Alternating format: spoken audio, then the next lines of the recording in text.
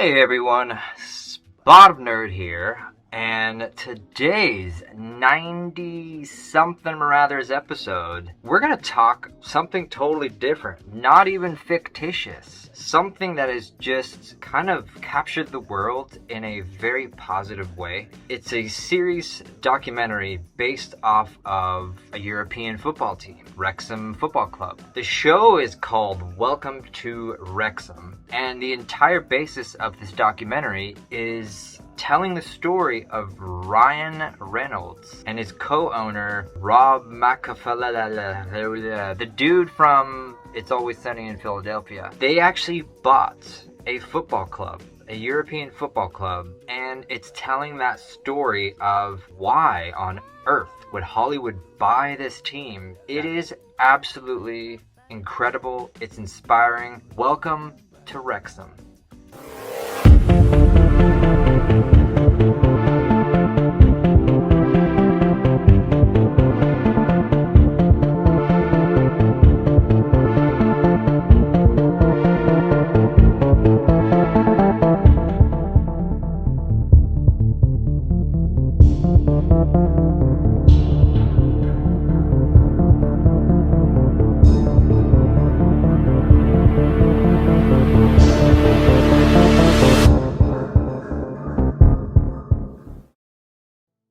So you'll notice I do have my England shirt on. We've got the World Cup coming up here in just a few months. Literally November is when the World Cup in Qatar starts. Again, it is a document series currently on Hulu, and you would think it would actually be based mainly on Ryan Reynolds and Rob, their buying of the club and the reasons why and yada yada yada. And sure, yes, they do have those moments of that storytelling. You know, they're based in Hollywood, they're based in New York City. How are they doing the communication between them and the local officials in the Welsh? Now, if you don't know where Wales is actually attached to England. It's a part of Great Britain. It's a little bit of history. Wrexham is based in Wales. Basically, it's part of the England National Football Leagues, plural, because there are multiple that even I don't understand.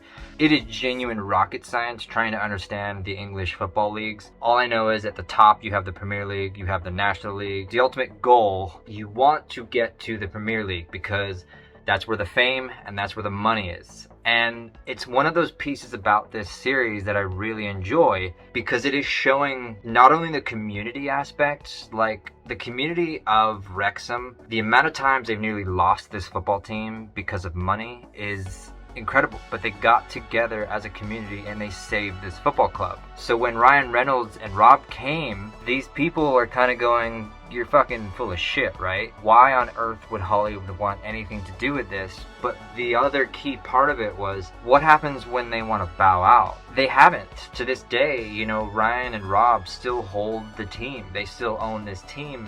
You got to think about the costs. Not only are they currently the construction, remodeling, I guess is a word. They're trying to remodel the stadium, bring it up to par. When Ryan and Rob first bought this team, they were fucking garbage. They put all this money into new coaches, new players, and they did actually worse. Where now they're doing far superior. If you look back, they've won the last 14 out of 14 home games. And I mean, we're not talking 1-0, 2-0, we're talking 5-0, 6-0. And in soccer, that is pretty incredible. So again, hopefully cross fingers, I've now become a huge Wrexham supporter. Yes, only because Rob and Ryan Reynolds are the owners. Thank you very much. I am not afraid to admit that. But it's that cliche story of, I forget what, there's a metaphor, there's a cliche where the losers are now becoming the winners. And it's inspiring, it's beautiful in a way. This series really is showing not only the struggles that each of these players have, because you've got to imagine at their point in the football leagues, you know, at the Premier League level, that's where you're getting $1 million paychecks. That's where you've got your Reynolds, your Beckhams before you retired, etc. That's where you're getting your $1 million players, your $1 million teams. The leagues that you're at where Wrexham is, these players are barely making 30,000, 40,000 pounds a year. That's the equivalent of a teacher's salary. So you can imagine to be a professional footballer, it's very difficult. It's very challenging. Not only you got to show up, you've got to make sure you make it to the next season and the next season and the next season. Otherwise, you're going to get cut. And if you get cut, what do you do then? You know, you're rolling the dice, and you're rolling the fact that more power to you. You know, I dip my hat to these guys and gals that, of course, are in the women's league. They put their all to making sure that these are my dreams, my hopes, to be a professional footballer and to be at that premier level. It's incredible, and I admire every single one of them, and it's beautifully done the way this documentary is because they are taking ordinary people that live in Wrexham, and they're showing their true desire and passion and love for this team. Whether it's the pub next door, whether it's the mayor, whether it's the original owners, the original people that kind of started from the beginning, the supporters. They refuse to give up on this team. What it is too, it's powerful to see what they've done to Ryan and Rob to get them to understand. You know, if you think Ryan Reynolds, you think of Hollywood, Deadpool, you think of millions of dollars, movie star, this and that. It all comes together in full circle,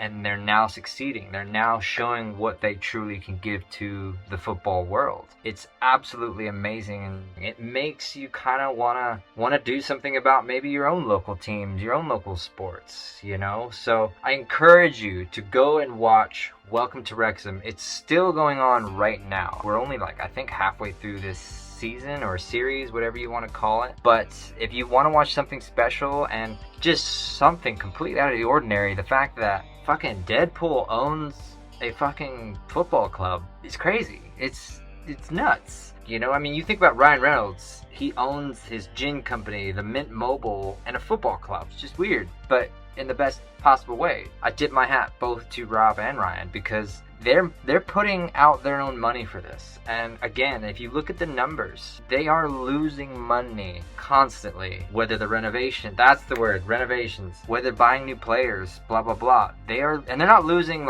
tens of that. They're losing millions of dollars with this team to try to get it up to par. But once it does get up to par, then money will start flowing in. It's a no-brainer. So, you know, that's again why I love this kind of the docuseries of showing you the community, the finances, the Ryan, the Rob, Hollywood, and it's all coming together for the greatest sport on the planet, in my opinion, which is football. I do not follow a lot of sports, but I definitely follow football. I have a huge pride for the British and the English, and I am truly proud to be a British citizen. I adore my people, I adore my country, and I adore football, the way it's played. It's inspiring, and dear God, please let England be doing far superior in the World Cup than we are doing in the Nations League right now. It's fucking embarrassing, guys. Get your shit together.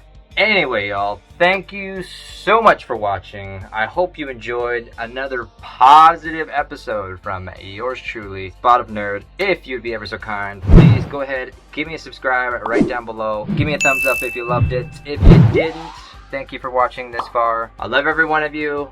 Throw me down your comments. Have you seen it? Do you watch it? Do you love it? Do you have a football team you support? Who do you support? Who are you going for in the World Cup Qatar? And we will see you guys next time. Later, y'all.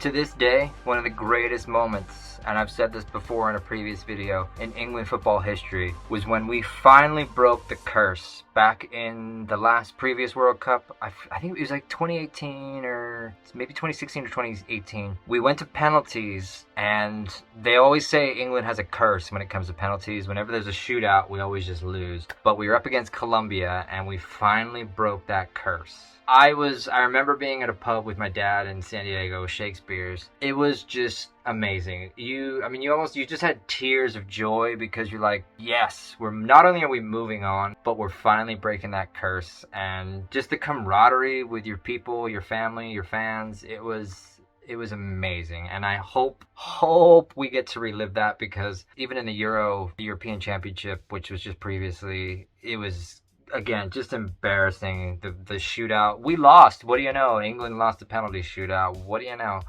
but hopefully we can change things up and go for the gold, which technically is a trophy. I don't know if it's actually made of gold. In 2022 Qatar, we haven't won a World Cup since the early 1960s, if that tells you about England, the national football team. So yeah, time to get your shit together, guys. Jesus fuck, motherfucking shit. Well then get your shit together. Get it all together and put it in a backpack. All your shit, so it's together.